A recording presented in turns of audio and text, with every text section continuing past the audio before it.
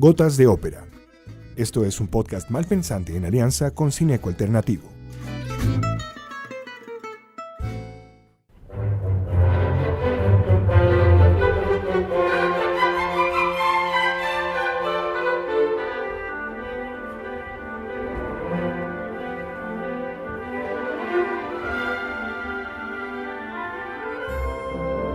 Hola, bienvenidos a una nueva sesión del podcast malpensante Gotas de Ópera. Hoy los acompaña Lorenzo Márquez en el micrófono y tenemos invitadas a María José Villamil, directora artística de la Fundación Orquesta Sinfónica de Bogotá. Hola Lorenzo, ¿cómo estás? María José, qué bueno tenerte por acá otra vez.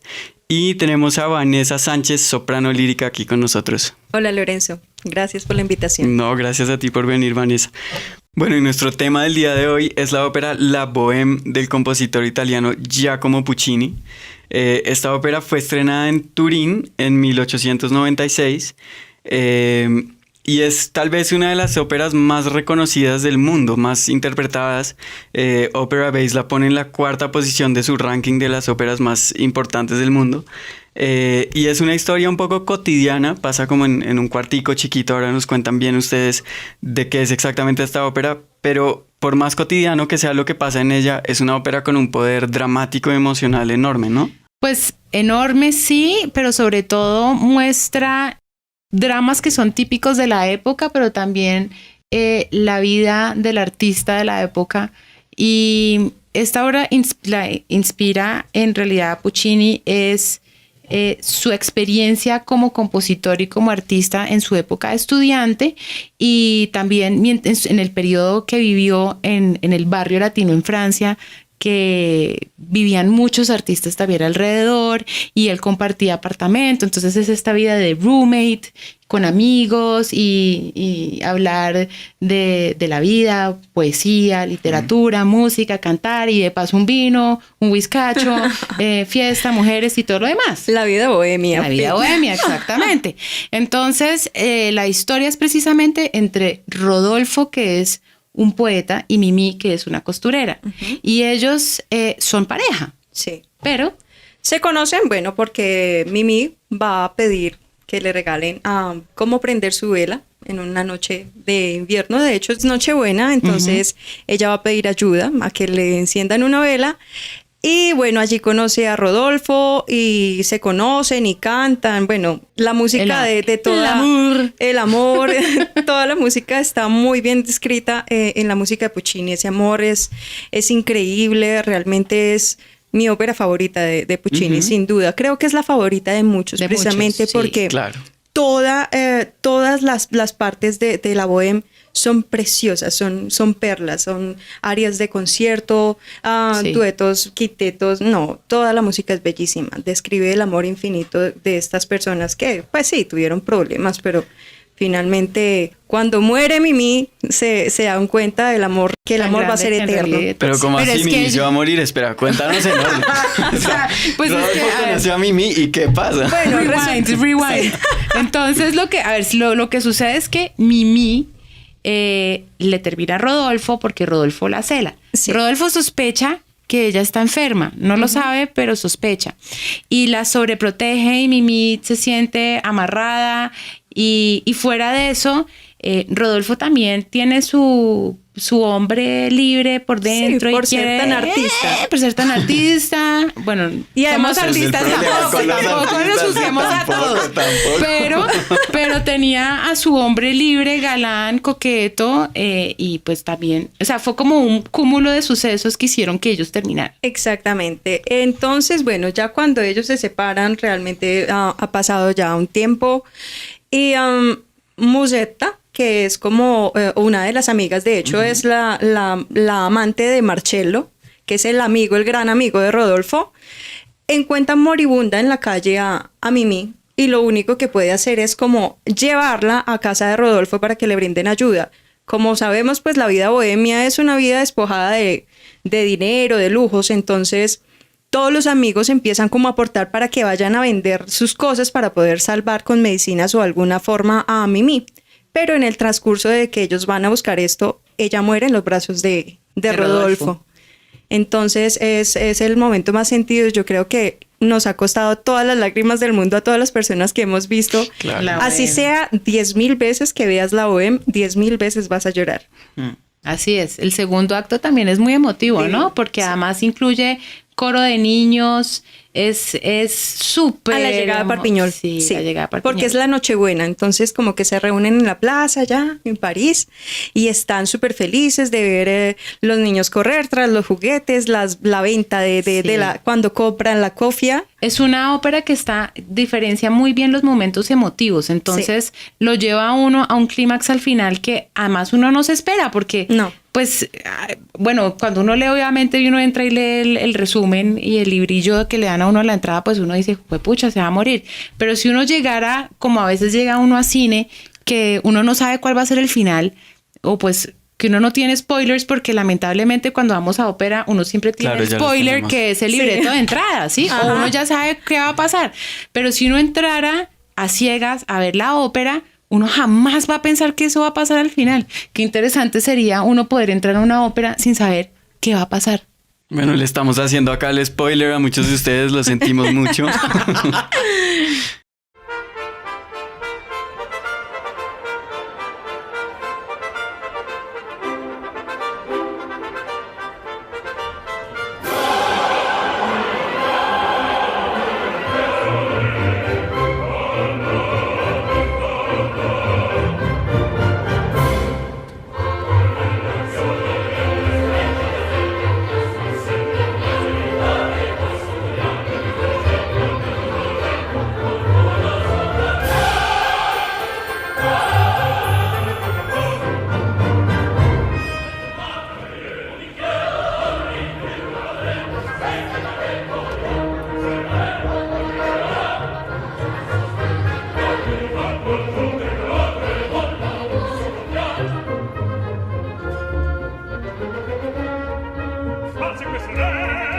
Forse questo re, vive corno quant'è. È un poco usato, andiamo, ma è seria buon mercato. Acabamos de escuchar uno de los momentos más emotivos de esta ópera, que es en el segundo acto, donde están todos los artistas en escena, coro de niños, orquesta, solistas, todo Coro el mundo. adulto. Impresionante. Bueno, y esta ópera sí tuvo un éxito inmediato desde su lanzamiento. De hecho, la dirigió en su lanzamiento Arturo Toscanini, que fue un director muy famoso. Y bueno, tuvo gran éxito en Europa. En Latinoamérica se estrenó por primera vez en Argentina. Luego fue a la Ópera de Manaus en Brasil, estuvo en Estados Unidos. Y se ha convertido tal vez en una de estas óperas de las más queridas que tenemos hasta el momento.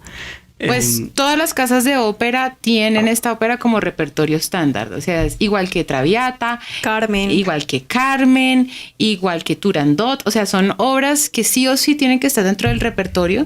Y bueno, queríamos invitar a Vanessa a que nos cantara una de las obras de la Musetta. ¿Cuál es? Bueno, pues voy a interpretar del Vals de la Musetta, el famoso Quando me vo. Famosísimo. Famosísimo, creo Ese que es como uno de los grandes hits de Sí. Ana Netrebko, ¿no? Sí, bueno, cuando era joven. Ya Sí, ella ya ahorita- creció y bueno, Eso después fue hizo de los Mimi. que llevó, pero la llevó al éxito. La llevó al éxito. Sí, Sí. totalmente. Es un área muy bella, un área prácticamente interpretada igual que como hablaba en el podcast anterior, interpretada por todas las sopranos en algún momento. Obviamente cuando el cuerpo se desarrolla y la voz crece un poco más, ya de pronto esas voces van convirtiéndose en una Mimi por el carácter dramático que este tiene. Ahora voy a interpretar entonces un fragmento del Vals de la Musetta. Adelante. A ver, ¿cómo sería esto?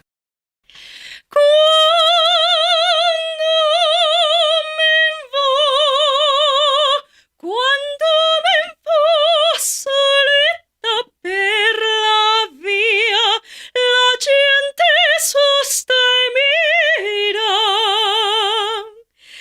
Ed averezza mia, tutto ricerco, ricerco.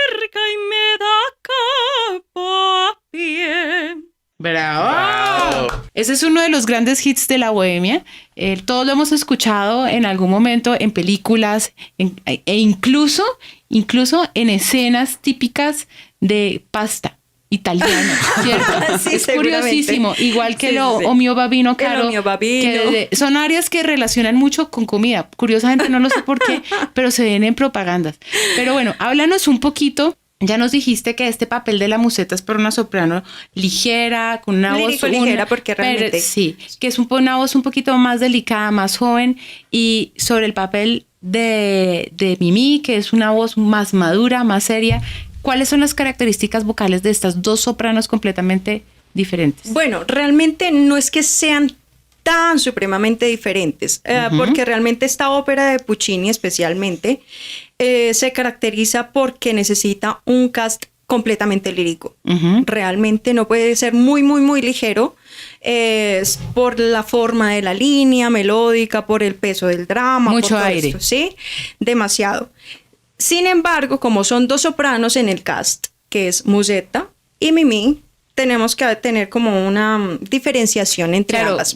Generalmente hubiera puesto a una mezzo y a una soprano. Exactamente. Eso es lo que hubiera hecho en otra condición. Exacto. Pero puso dos sopranos. Sí, sobre todo por el drama que tiene que tener Claro. la soprano frente a un tenor que también es muy lírico, que es el Rodolfo. Entonces, la Musetta, al ser una mujer un poco más libre, un poco más coqueta, mucho más jovial, como ella en este momento precisamente del Quando me vo, ella está con su amante, pero no es Marcello, es Alcindoro.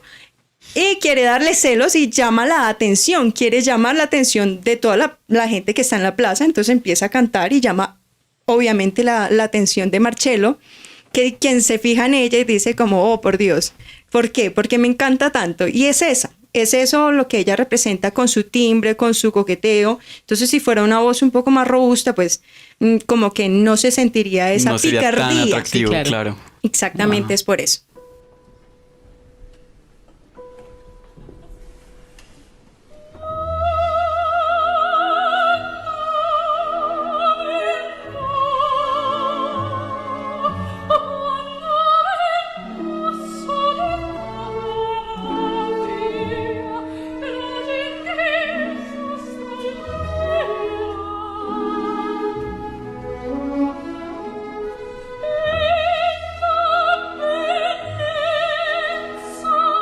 Bueno, y estábamos escuchando entonces ese vals de la Musetta que nos acaba de cantar Vanessa, impresionante. Y bueno, yo me imagino que parte de nuestra audiencia, incluso acá nos tenemos que poner un poquito de acuerdo en qué quiere ser bohemio. O sea, ¿qué quiere decir eso? Hoy en nuestro contexto, digamos, colombiano, siglo XXI, ¿quién sería un bohemio? ¿Y qué implica tener la vida bohemia? ¿Ustedes qué opinan? Bueno, hay que en principio entender de dónde surge el término bohemio, o sea, por qué está tan ligado a la vida del arte, de la diversión, de la fiesta, o también a los círculos intelectuales.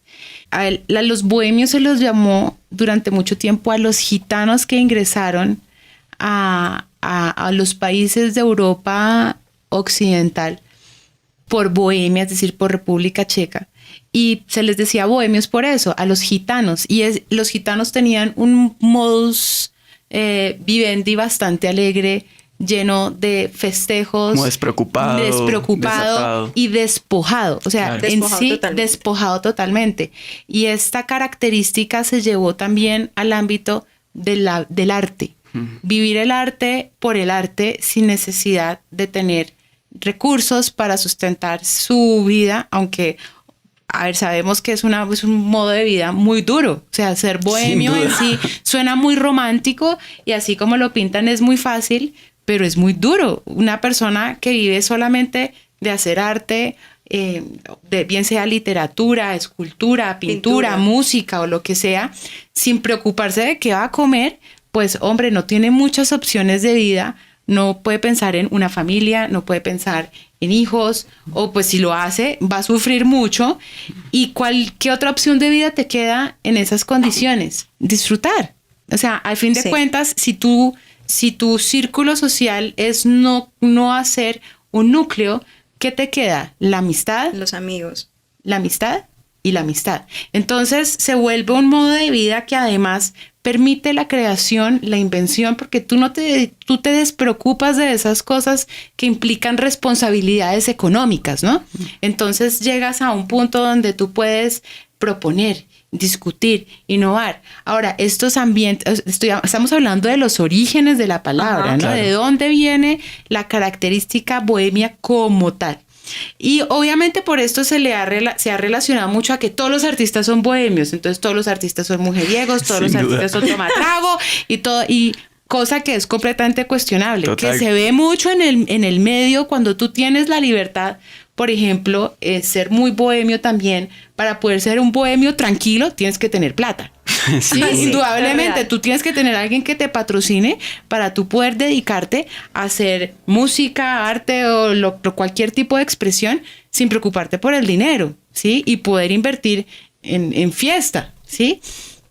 Pero por otro lado, el bohemio como tal no necesariamente tiene que ser el rumbero, puede ser hoy en día el intelectual, el que está pensando, el que se sienta, el que propone y sobre todo el que discute en sociedad. Uh-huh. Eso es la característica principal. Yo creo que nuestra sociedad en sí cada vez tiende más a lo bohemio sin volverse una característica negativa. En el sentido que nosotros cada vez buscamos más espacios, sobre todo cuando no somos artistas, personas que tienen otras profesiones, buscan esos espacios donde pueden liberar la mente y salirse de la rutina cotidiana de, por ejemplo, sentarse en un escritorio a trabajar o cumplir con el horario de oficina. Entonces, hoy en día, yo no sé qué opinan ustedes, ese es el bohemio contemporáneo. Sí, de pronto como esta idea del millennial que va a querer por ejemplo, no entrar a la oficina, sino ser independiente o viajar, o valora muchísimo sus conexiones con amigos, tal vez es más por ahí. Igual. De hecho, porque pues para mí el término bohemio no es algo despectivo. Exacto. Realmente es algo más intelectual, como decías tú, María José. Me resulta un poco un término más del compartir los criterios, sean sociales, políticos, intelectuales, de tantas cosas que se hablan en este tiempo, ¿no? Y pues bueno, la vida bohemia realmente es un estilo de vida que es una decisión ya en este momento. Antes no era una opción. Antes si te tocaba ser bohemio lo eras porque pues no habían las condiciones de los recursos como tal. Lo vemos en la ópera. Él inicia la ópera ellos muriendo de frío y teniendo que quemar sus obras, sus pinturas o sus bocetos o sus poemas para poder generar el calor de la chimenea para no morir de frío. Entonces es mágico, ¿no? Es como doloroso, pero triste y nostálgico, pero esperanzador al tiempo de que el arte, de una forma muy literal, te está salvando la vida. Claro.